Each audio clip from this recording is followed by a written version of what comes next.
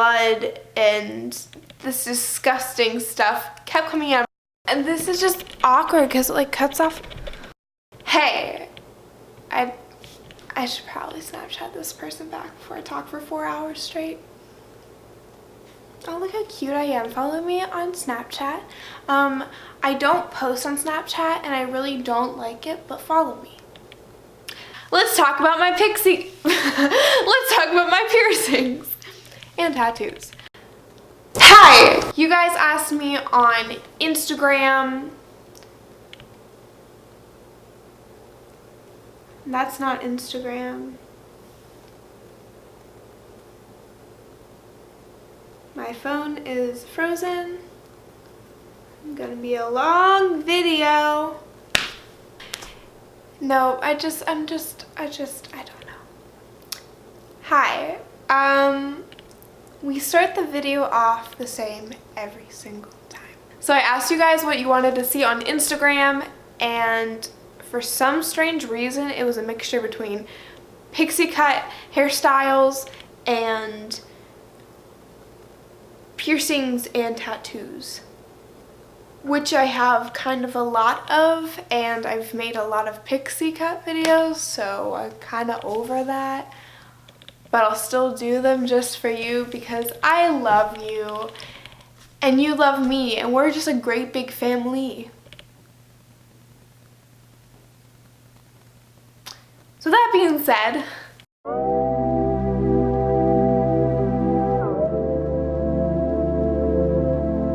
so the first question is how many? How many what? How many piercings or how many tattoos? Well, I have 4 tattoos and 12. I have 12 piercings. Did your tattoos hurt?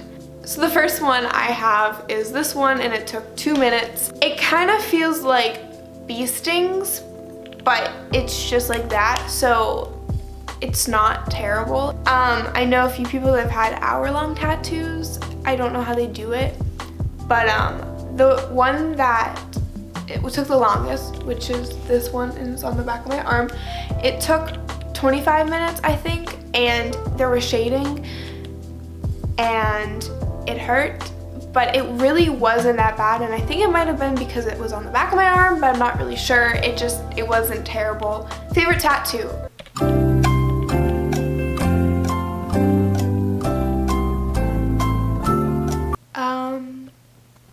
That's hard. All my tattoos are for someone.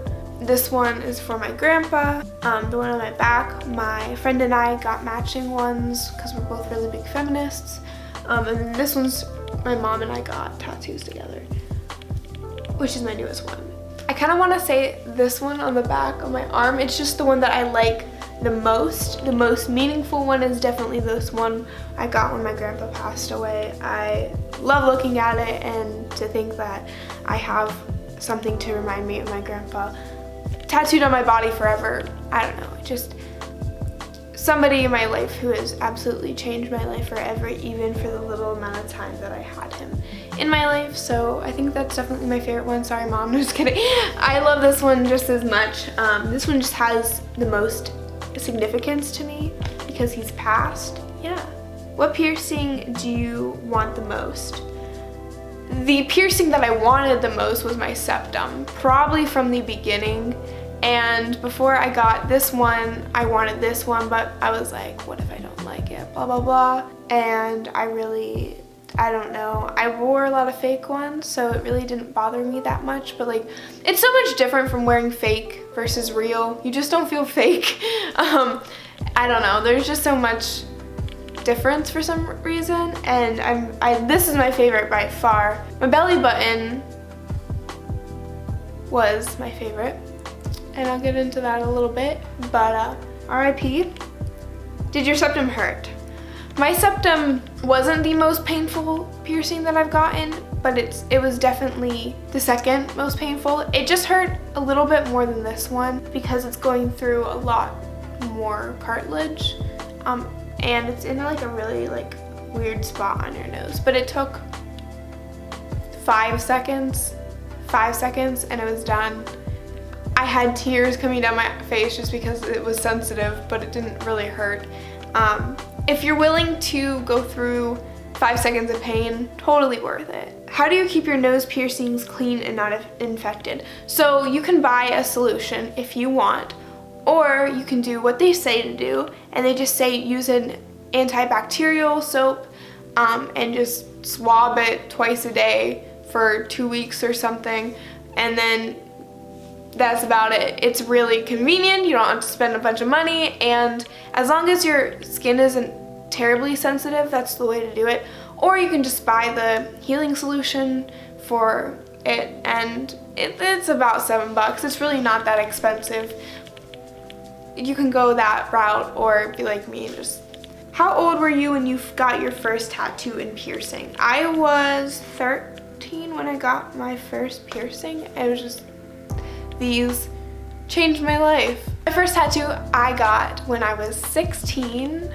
As soon as I turned 16, my mom was like, you can get one tattoo until you're 18, and it just has to be something that you're going to want on your body for the rest of your life, which I put a lot of consideration into this, but I really think that I should have waited because I wanted it, because I wanted a tattoo, and although I really like it and it's a part of me now and I can't get rid of it and I wouldn't want to get rid of it, I also wish I would have waited and thought about it more, because at the time I didn't really want to get any more tattoos. I was like maybe 3 or 4.